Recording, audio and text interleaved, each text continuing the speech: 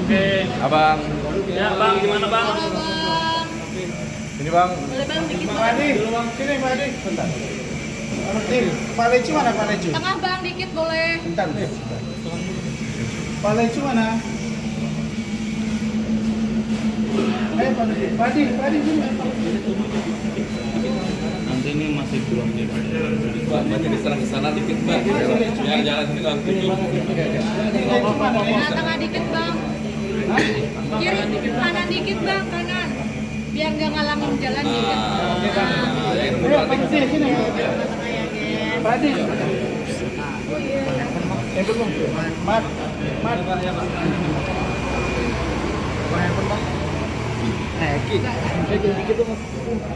Udah kan? Ya. Ya tuh di luar tadi orang ini di luar. Yang suka.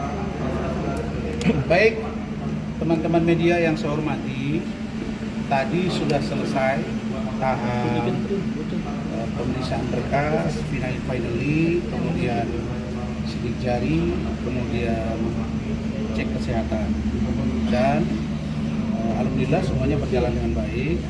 Dan nggak nyampe setengah jam, cuma kita agak sedikit lama dari di atas karena yang terdakwa satu lagi, maaf ya, calon terdakwa atau tersangka saudari Putri Prima Aprila atau Sri Makin itu sedang di atas, baru saya nyampe.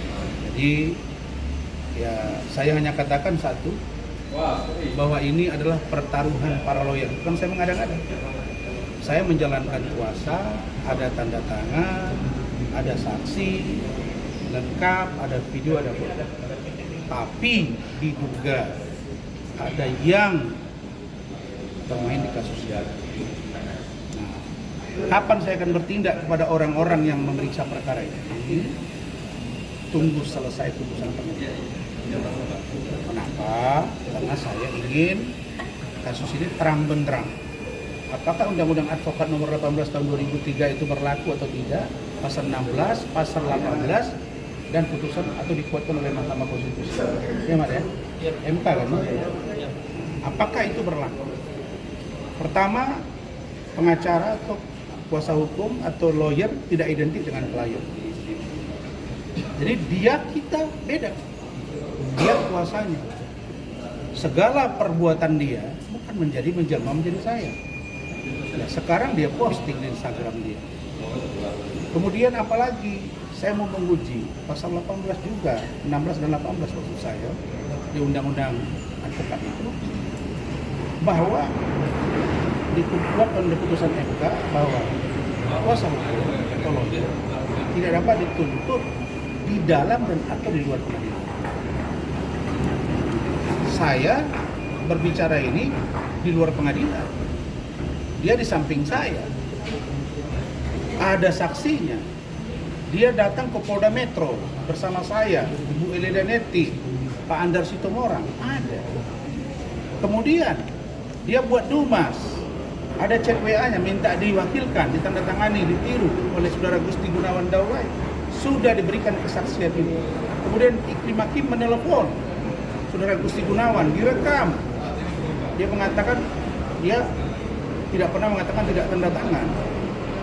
Hanya dia minta dibantu dan menjanjikan sesuatu. Ini semua sudah kita sajikan kepada penyidik. Tapi, nah ini tadi, penyidik ini tidak berani bersikap dalam pengertian melihat ini secara utuh.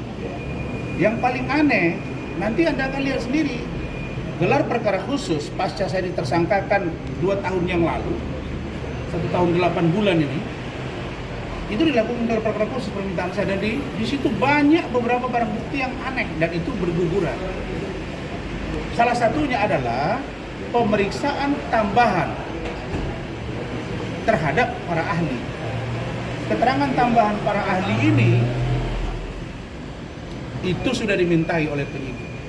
Dan salah satu dari ahli itu sudah menyampaikan bahwa Rasman harus diperiksa oleh Dewan Etik Organisasi. Nah, ini diabaikan. Nah, karena itu saya yang kalian tahu semua orang yang paling di depan membela institusi Polri, membela kejaksaan, membela kehakiman untuk penerapan hukum yang on the track. Oleh karena itu, situasi ini harus benar-benar menjadi pembuktian. Sebab saya tidak seperti pengacara yang lain pernah terkena masalah hukum, turut serta misalnya saya di pasal 55 diikutkan, turut serta apanya saya? Dia posting saya, dia minta saya posting kok. Ada chattingannya, ada tanggalnya, ada jamnya. Setelah kita preskon di kantor saya, dia datang lagi, dia masih bertemu saya, masih makan malam, masih minta belikan baju, bajunya warna merah. Setelah kita preskon, kita masih komunikasi, dia mau bunuh diri, ada fotonya semua. Ini menarik. Jadi kalau ada lawyer yang ditahan, kasus yang berbeda, contoh obstruction of justice, menghalang-halangi, dia begini-gini dihukum, itu beda bos. Ini benar-benar menjalankan kuasa. Karena itu tadi di atas, istri saya Bu Ade dan sudah komunikasi dengan Bu Eli, istri saya di Medan, itu memang sangat keberatan. Karena bagaimanapun istri saya ini tahu bahwa dia itu kita layani dengan baik di Grand Cafe, makan dan lain sebagainya. Itu sudah ada data. Silakan Bu Ade, ngomong aja. Tadi dia sudah geram banget dengan si Iklim Hakim itu. Ya, selama ini saya diam ya, saya dengan Bu Eli yang di Medan, kami diam. Biarlah sama-sama yang menyelesaikan gitu. Cuman makin kesini kok jadi begini. Saya mungkin ya semua klien pada tahu saya selalu ikut sama Pak Rahman ketika bertemu dengan klien-klien. Nah, ketika bertemu dengan si Putri ini, kita selalu ikut. Bahkan dia bilang, "Bang, ada lagi bang yang dilecehkan bang di belakang saya. Cuman mereka takut speak up." Dia ngomong begitu. Dia menceritakan semuanya gitu. Jadi tadi saya ngomong di atas, Kim, kamu kok begini gitu. Kan kita ketemu terus nih, kan kamu cerita ke saya, kamu kirim WA ke saya, Kak aku nih nggak sanggup nih, sampai kirim-kirim sayatan. Ada ya? Ada.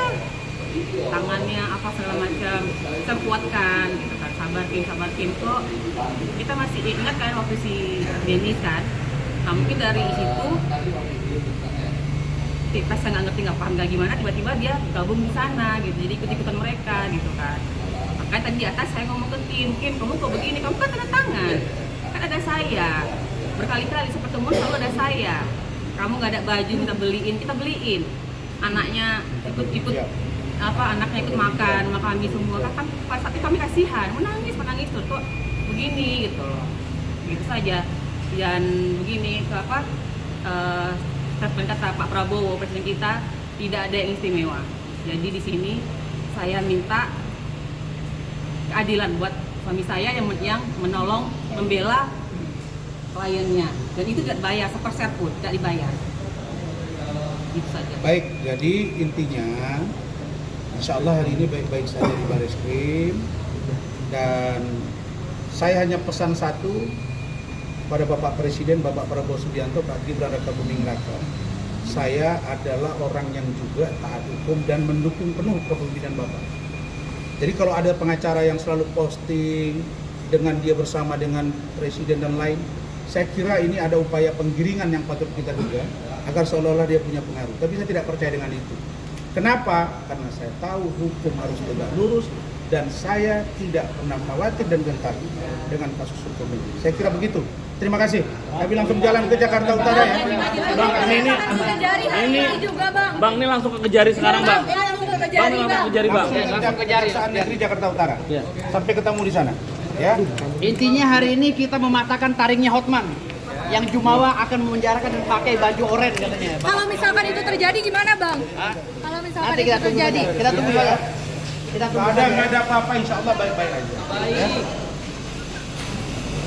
Udah Gopal, mobil mana Gopal? Jim. Belum dihubungi. Mana dia? Mobil. Ya, jumpa di sana gitu. Tunggu di sekitar situ lah, sekitar pengadilan itu apa? Bang, tapi ini prosesnya di Kejari sendiri seperti apa bang? Bang? Ditahan atau gimana bang? Proses di Kejari seperti apa? Pertama, pasalnya 27 ayat 3. Di bawah ancaman hukumannya di bawah 5 tahun. tidak dapat ditahan. Kalau dianggap misalnya lex spesial atau lex spesialis, kalau itu menimbulkan kerugian materi yang dapat dibuktikan. Tapi pasal yang sudah masuk ke saya itu adalah 27 ayat 3, junto 310, 311, junto pasal 55 ayat 1 ke 1 dan pasal 64 KUHP. Di situ terkait dengan transmisi, kemudian menyebarkan informasi yang bisa berakibat kepada kerugian seseorang. Itulah dia pasalnya. Lalu dijuntokan 310, 311, 310 ini dengan 271, 27 yang 3 ini sebenarnya itu sudah akan ada upaya untuk menghapuskan. Tapi nggak apa-apa karena masih berlaku. Ayo, yang pasti ancaman hukuman 4 tahun tidak dapat ditahan. Kalau dia ditahan apabila tidak kooperatif, tidak datang dipanggil sekali untuk pelimpahan atau sampai di sana melakukan selama ini diperiksa untuk diserahkan juga tidak berkenan atau hal-hal lain, maka baik-baik saja. Sama dengan di sini dipersepsikan oleh beberapa orang seolah-olah nanti akan lama, akan ditahan di sini baru diserahkan. Nah, insya Allah baik-baik saja. Dan saya percaya pemerintahan Pak Prabowo itu pasti akan on the track dalam penegakan hukum. Begitu. Ini Bang, kan sekarang abang lagi jadi kuasa. Mobilnya mana? Kopal? Bang, sekarang kan abang lagi kuasa hukumnya Pak Anies, sedangkan